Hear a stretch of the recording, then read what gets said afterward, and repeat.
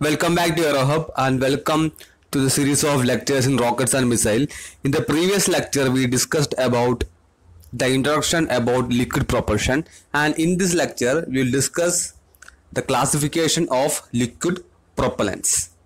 Okay, and you are aware that propellant is nothing but basically the combination of oxidizer and fuel, and liquid propellant is basically a type of propellant which is in liquid state. And liquid propellants are generally classified into two types. First one is called monopropellant, and in monopropellant we have a single liquid and it can act as both oxidizer and fuel. The perfect example is N2H4 hydrazine. Okay, so hydrazine formula is N2H4. Okay, this is a perfect example for monopropellant.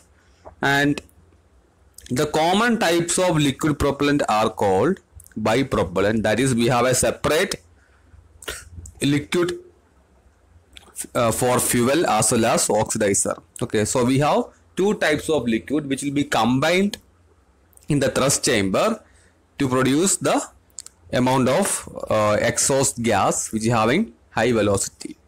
Okay, so these are called bipropellant. So they have a separate oxidizer and fuel. And for example, we have the famous combination liquid oxygen and liquid hydrogen. This is a cryogenic propellant.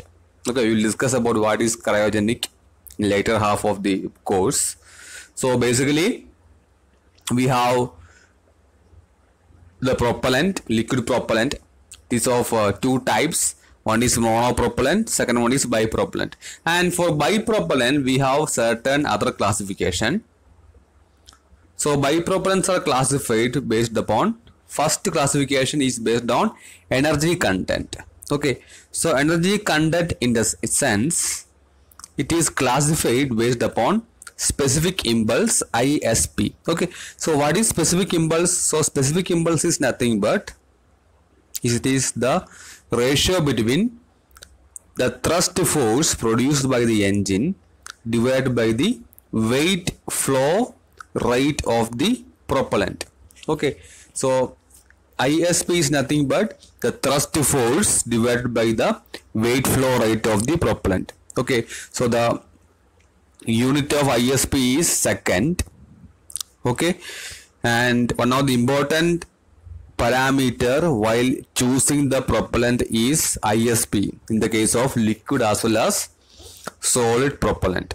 Okay, it gives the efficiency of propellant. Okay, for example, if the ISP is very high, that means it can produce more amount of thrust by consuming less amount of fuel. You can see here, when the ISP is getting very high, that means it can produce more amount of thrust by consuming less amount of fuel. Okay, and ISPs are also used in the design calculations for the propellant tank as well as feed system. Okay, so these are really important. ISP is a really important term while choosing a propellant. Okay, so there will be a separate lecture for ISP, and we will discuss about the classification of propellant based upon ISP in this lecture. Now the second classification for bipropellant is based upon storage. In storage we have two types. One is called space storable. Second classification is called earth storable. Okay, and the third classification is called ignitability, and it is again classified into hypergolic and non-hypergolic propellant. Okay, so these are the major classifications of bipropellant, classification of bipropellant, and we will see more about the classification based upon specific impulse. That's really important. First case is called low energy propellant. Low energy propellant.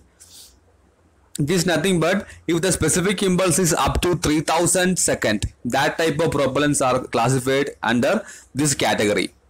An example is nitric acid as oxidizer and aniline as the fuel. Similarly, we have second classification, that is medium energy propellant, and the specific impulse from 3000 to 3500 are classified in this category. Example is liquid oxygen and UDMH. UDMH in the sense unsymmetrical dimethyl hydrazine. Okay, these are the typical example for medium energy propellant. And the third category is called high energy propellant, and if the specific impulse is greater than 4000 second, they are falling under this category. And a perfect example is liquid oxygen and liquid hydrogen. This is a cryogenic propellant. Okay, these propellants are stored at a very low temperature.